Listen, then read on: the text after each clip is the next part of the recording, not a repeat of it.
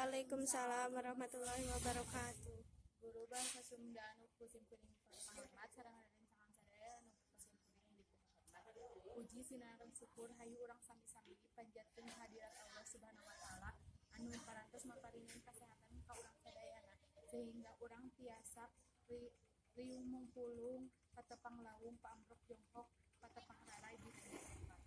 Salawat sinareng salam urang curah limpahkeun kajunjunan urang sadayana nyatana Kangjeng Nabi Muhammad Sallallahu alaihi wasallam. Tehilap kapara keluargina, kapara sahabatna, kapara atbaun tabiin tabiatna, malah banda dugi ka urang salaku umatna anu mudah-mudahan dipasihan sapaati mantena amin ya Allah ya rabbal alamin. Amin. Tepangkeun wastapun nita mastupah simkuring kapapancenan janten kanumbu catur tehilap ngahaturkeun nuhun ka para pangjejer sareng pamilon anu parantos kersa hadir di ieu acara. Langsung wae ka Widi Gustira kanggo ngadungikeun ka manten. Warahmatullahi wabarakatuh. Waalaikumsalam warahmatullahi wabarakatuh.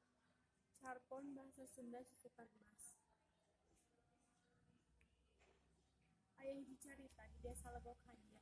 Di desa Legok Hanyir teh aya susukan anu caina herang. Susukan eta sok dianggo kegiatan mandi cuci kakus keluarga.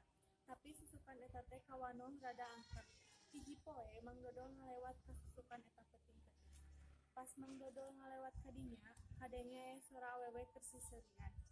Mang Dodol langsung ngoreja. Makin kahelaan sora makin tarik. Malah nambahan aya sora plung krubuk krubuk krubuk plung.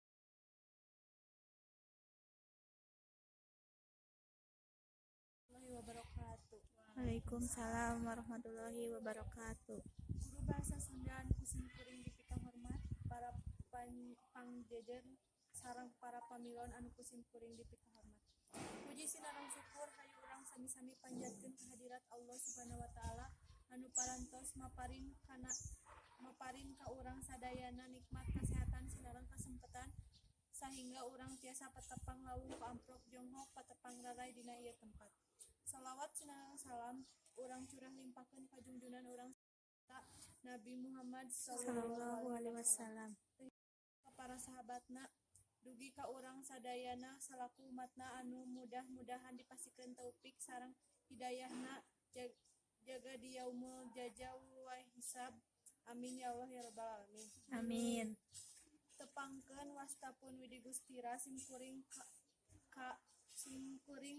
kapapancenan janten panumbu catur. Tehilap ngahaturkeun nuhun ka para panjejer serta pamilon anu parantos kersa hadir dina ieu acara. Langsung wae ka Nita Mastupah kanggo ngadugikeun kamandangna. Assalamualaikum warahmatullahi wabarakatuh. Waalaikumsalam warahmatullahi wabarakatuh. Ngadengna sim kuring di dieu bade ngadugikeun ringkesan tina Carpon Maindung Newak Cahaya karya Mamat Sasmita. Kacaritakeun di stasiun kereta api aya dua jalma anu cicing di gigireun eta stasiun nyaeta Maindung jeung Eulis. Manehna ngan hirup duaan jeung teu boga imah.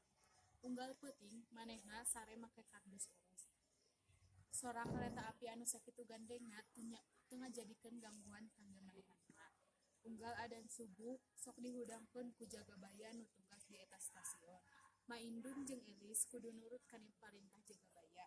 Dina hiji waktu, Maindung jeung Eulis ninggali cahaya anu datang mah teuing ti mana.